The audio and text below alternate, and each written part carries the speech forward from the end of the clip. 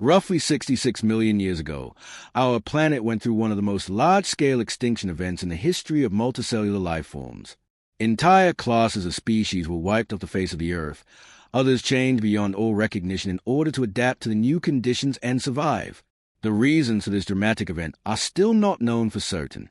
Still, there is no doubt that the Cretaceous-Paleogene extinction made great changes to what our planet looked like. The majestic and horrifying dinosaurs were superseded by creatures not less impressive, mammals. 3/4 of all living organisms on Earth died out in the Cretaceous-Paleogene extinction. Almost all creatures heavier than 25 kilos ceased to be, including practically all non-avian dinosaurs. This tragic event heralded the end of the Mesozoic and the beginning of the Cenozoic, the geologic era that is still not over. It is divided into 3 periods of various duration, which are different both in terms of climate and diversity of the biosphere. The first and longest is known as the Paleogene. It began around 66 million years ago and continued for 43 million years. In the first 10 million years of the Paleogene, the Earth's biosphere was recovering from the hard blow dealt by the mass extinction. This geological epoch is referred to as a Paleocene. Since great numbers of dinosaurs and other species of the Cretaceous had perished, there were lots of vacant ecological niches for the taking. These were promptly filled by the new masters of our planet, mammals. The geography of the Earth of that period was drastically different from what we're used to seeing today. Looking at a map of that prehistoric Earth, we would already be able to make out the familiar continents, but they were positioned slightly differently. Thus, North and South Americas were separated by tropical seas, while the Indian subcontinent was just starting to make for the Asian shores. The prehistoric ocean known as the Tessus still lay between Africa and Eurasia, but was already largely giving way due to the movements of tectonic plates. The climate of the epoch was warmer and more stable than today's. Most of the planet was covered with dense and lush tropical forests. The overwhelming majority of the living creatures of the day were quite small. Thanks to the abundance of vegetable food, they quickly propagated and spread across more and more new areas. This is when the prehistoric ancestors of most of today's mammals thrived. For example, the warm forests of the Paleogene were inhabited by myocids, small and deaf predators that looked like martens. It is believed that they were the progenitors of all today's rich diversity of mammal predators. At around the same time, there lived archaeocetes, the prehistoric ancestors of today's whales. At the time, however, they looked more like hippos. They hadn't gone to live in the sea yet, but had made their first steps in that direction. Their limbs, respiratory organs, and inner ear had already started to adapt to prolonged stays underwater.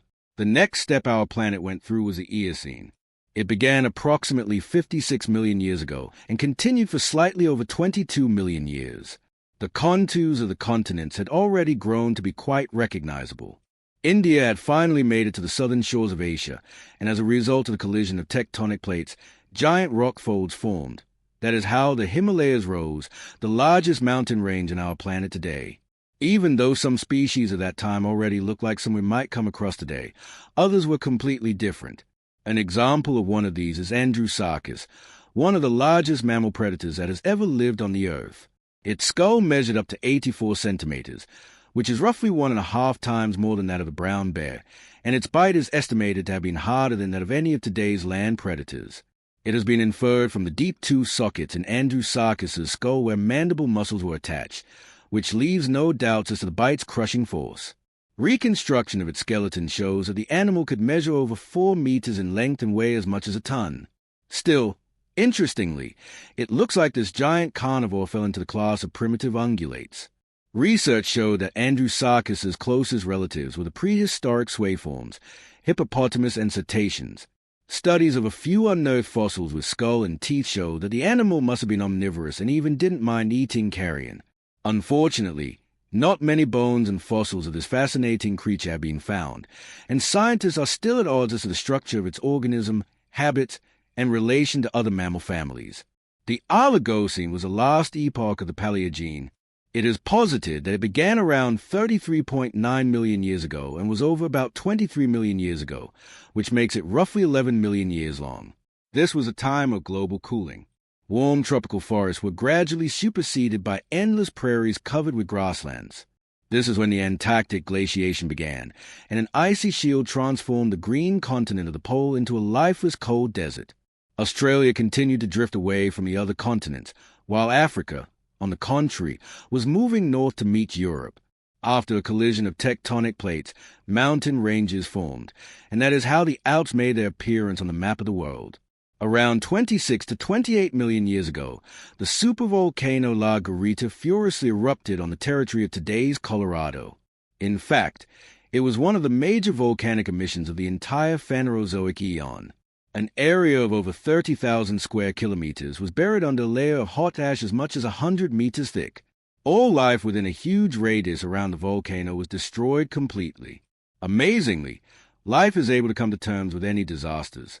The Earth of the time was inhabited by fascinating creatures, some of which were not smaller than dinosaurs in size. For example, Indocotherium, a prehistoric herbivore related to rhinos. Paraceratherium, the largest of these, reached 4.8 meters in shoulder height, which is higher than a large African elephant. Thanks to their remarkably long neck, these giants were able to raise their head up to 7 meters above the ground. Today's rhino will be able to pass under its enormous progenitor's belly, while a human would hardly reach up to touch its knee. With their mass reaching 20 tons, these giants were the largest land mammals of all time. Even Brontosaurus, the most massive of land dinosaurs, weighed just around 15 tons. It still hasn't been established for certain what Indocotherium looked like. Unfortunately, not one entire skeleton of these amazing animals has been excavated so far, only separate fragments from different animals of the species. Most scientists agree that in spite of their relation to rhinos, Indocotherium didn't have a massive horn, although it may well have had a small nose trunk like today's tapirs. The trunk would have allowed it to pick juicy leaves off treetops. These giant herbivores must have lived in small herds and were constantly on the move around vast stretches of land, roaming across their dominions in search of food. Unfortunately, by the end of the Oligocene, Indocotherium had died out completely. At around the same time, the areas they used to inhabit were explored by prehistoric elephants alongside large predators, hyenodons and amphicyonids. The latter are also known as bear dogs. It is thought that the emergence of new large herbivores would have greatly upset nature's balance, and Indocotherium would have been forced to fiercely compete for its food. Famine and the threat from the new dwellers of the Asian prairie gradually led to the giant herbivores' total extinction.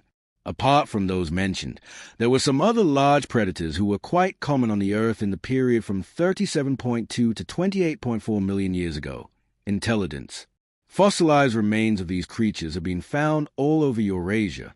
Being even-toed ungulates, intelligents resemble wild boars, although in terms of evolution these creatures are closer to hippos or even cetaceans. Measuring up to 2 meters in length, they weighed over a ton. A meter-long head had huge jaws, complete with all sorts of teeth, sharp incisors, long fangs, and wide flat molars. It is likely that intelligents were omnivores with preference for predation.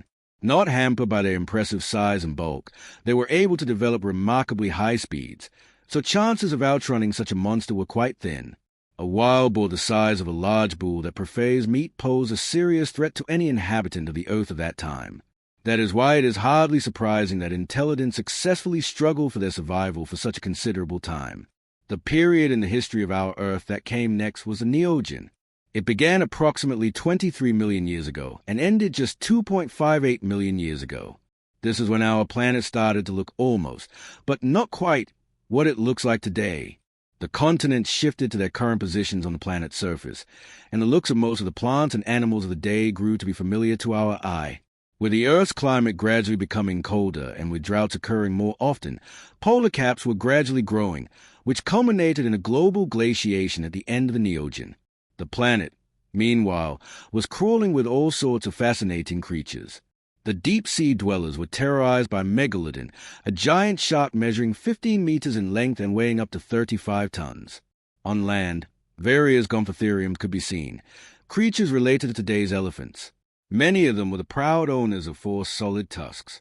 As for the animal's size, some were larger than today's African elephant, whereas others were quite modest in comparison. Around 2.5 million years ago, there started the Quaternary, which is currently the last geologic period in the history of the Earth. It is remarkable for the emergence and evolution of Homo sapiens, as well as its prehistoric ancestors. For example, In the period from 1 million years ago to 100,000 years ago, there lived Gigantopithecus, one of the species of great human-like apes known to science. They measured 3 to 4 meters in height and weighed over 500 kilograms. These creatures lived on the territory of Asia and were related to today's orangutans. It appears that Gigantopithecus would not be able to climb trees like other human-like apes on account of its mass. However, some of them are known to have dwelt in mountainous areas and made homes in natural grottos, caves, and ravines. Even though their diet is believed to have consisted mainly of bamboo, bones of herbivorous animals with tooth marks were unearthed in their shelters. Judging by these finds, it is safe to assume that these creatures didn't mind meat and were omnivorous at the very least. The Gigantopithecus skeleton is similar to that of a gorilla, so they were likely to use all 4 limbs to move around. Besides, these human-like apes had a comparatively large brain, which means that they could be relatively intelligent and were probably able to even make primitive working tools. Unfortunately, the population of these amazing giants sharply dropped when the prehistoric ancestors of today's humans emerged and spread across the planet. By around 1 to 300,000 years ago, they had died out completely. Sadly, not many remains of Gigantopithecus have been found, which greatly impedes studying them. As they were spreading across the earth, primitive human tribes eliminated many other creatures. One of their victims was Megatherium, a giant ground sloth. When human tribes came to South America, the powerful but sluggish giant was helpless under a barrage of sharp spears and arrows, and very soon its population dropped to 0. Other giants who supposedly became extinct because of humans were diprotodons, which inhabited Australia in the period from 1.6 million years ago to around 40,000 years ago. These creatures were the largest known marsupials, and they were related to wombats and koalas. Some of these amazing animals reached as much as 3 meters in length and 2 meters in shoulder height. As for their mass, they weighed approximately 3 tons. This makes diprotodons quite as big as some hippos. Massive and herbivorous, they dwelt on massive woodland and coastal grass-covered plains that abounded in Australia before humans had made their appearance there. Chronologically, the extinction of the marsupial giants coincides with the first human tribes arriving on this continent. Still, some scientists maintain that the extinction was caused not by hunting but by an anomaly of the Earth's magnetic field, together with a local temperature decrease. The heightened radiation background, coupled with cooling, slowed down plant growth, which led to famine among the herbivores. Thus, it appeared that by and large, the tragedy was inevitable, and the humans simply brought it to a close faster. The last epoch of the Quaternary, the Holocene, heralded a robust development of human civilization when Homo sapiens spread across the entire planet and dominated all the other inhabitants of our Earth. The downside of this evolution is manifested in a number of industrial disasters and irreversible changes in nature's balance. For example, it is due to human activity that the greenhouse gases concentration in the Earth's atmosphere is getting worse every year. This may globally negatively affect all living things on our Earth, from the simplest bacteria to elaborate multicellular organisms. Unfortunately, the number of fascinating creatures living on our Earth is going down every year. It is particularly poignant to realize that they perish because of human stupidity or roguery.